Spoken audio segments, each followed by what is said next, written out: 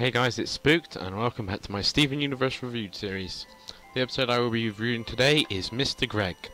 Now, this was the musical episode that was announced a while back, and it was a brilliant episode. I loved most of the songs in the episode, and I loved the character development between Greg and Pearl, which is something that hasn't been addressed before in the show, other than the fact we knew that Pearl was salty over Greg for stealing Rose.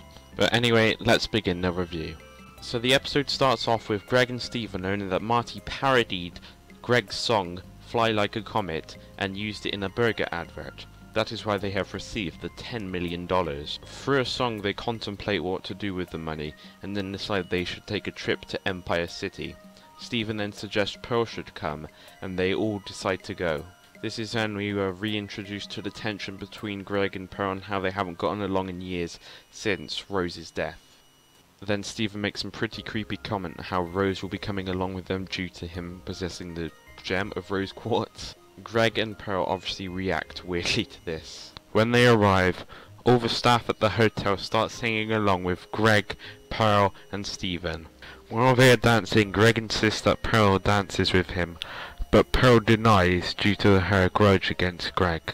As night falls, Pearl stands up and starts singing on the balcony about how Greg took Rose and how she feels like she's lost the battle and is now useless on Earth without her. This is arguably probably the best song in this episode. I really enjoyed it. It might be my favourite song overall out of the whole series. But while she is out singing, Greg and Steven wake up to hear her. Greg walks off and Steven insists Pearl to get along with Greg.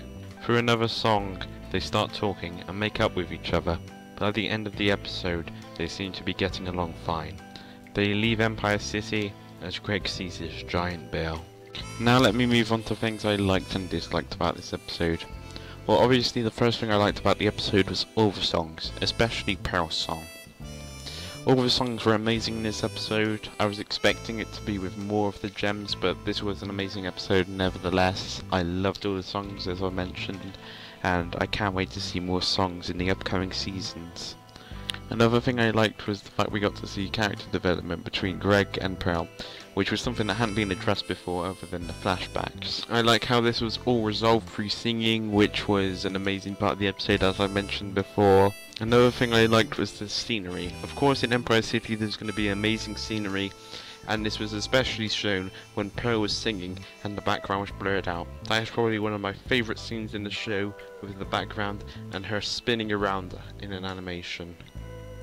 Now let me move on to things I disliked about this episode. I felt this episode's pacing was a bit off, seeing as all character development was done through singing and how the bonds between them were done through singing.